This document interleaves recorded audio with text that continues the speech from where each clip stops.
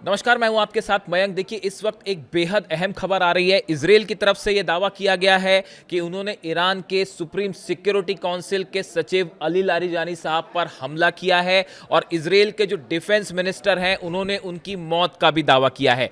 लेकिन ईरान से जो खबरें आ रही हैं उसके मुताबिक इजराइल का यह दावा पूरी तरह से गलत है, पूरी तरह से झूठा है। देखिए, जैसी ये खबर आई, इजराइल के जो डिफेंस मिनिस्टर है कार्ड्स, उन्होंने इस तरह का दावा किया कि अली लारिजानी जो है उनके ऊपर बीती रात हमला किया गया और जिसमें उनकी मौत हो गई है। इस तरह का दावा इजराइल की तरफ से किया, डिफेंस मिनिस्टर कार्ड्स की तरफ से किया गया।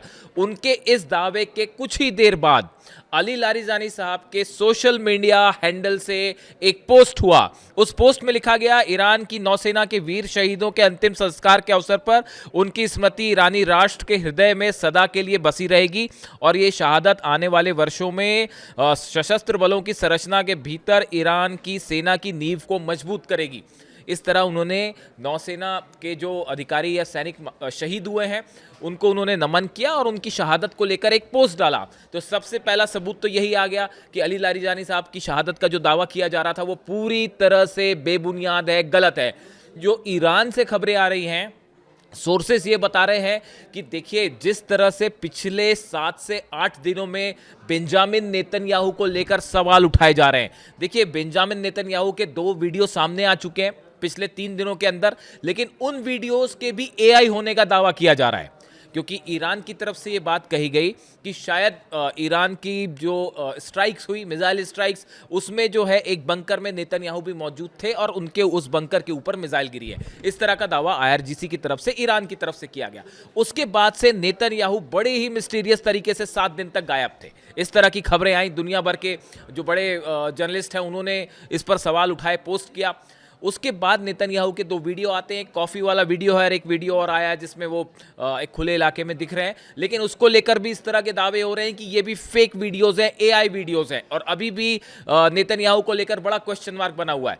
कहा यह जा रहा है कि जिस तरह से नेतन्याहू को लेकर सस्पेंस बना हुआ है, उसी के जवाब में एक फेस सेविंग के रूप में इजराइल की तरफ से ये दावे हुए कि जो है वो अली लारिजानी साहब पर को निशाना बनाया गया है। फिलहाल इस खबर की कोई पुष्टि नहीं है।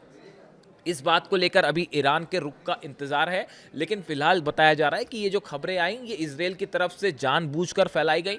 देखिए, इसके साथ एक और अहम बात ये है, आर्टिकल छपा है, मैंने पिछले वीडियो में भी उसका जिक्र किया था और फिर आपको बता रहा हूं। उस पोस्ट में ये दावा किया गया कि इस जंग के बाद से, जब से ये हमले हुए ईरान के ऊपर, अमेरिका और इजराइल के, उसके बाद से ईरान की सत्ता और मजबूत हुई है, ईरान की सेना और मजबूत हुई है। किसी एक व्यक्ति विशेष में जो है कि उसके रहने से या न रहने से ईरान की हार और जीत तय नहीं होगी।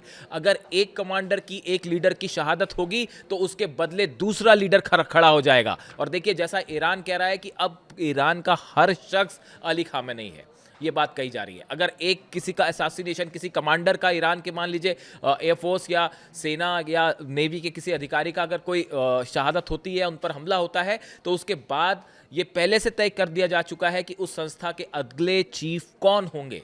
यानी ईरान की तरफ से ये स्थिति को निपटने के लिए एक बड़ा इंतजाम पहले से किया गया है, जिसमें इस बात से कोई विशेष फर्क नहीं पड़ता कि जो है उस पर्टिकुलर संस्था के चीफ मारे जा रहे हैं तो उससे ईरान हार जाएगा, ऐसी कोई बात नहीं है।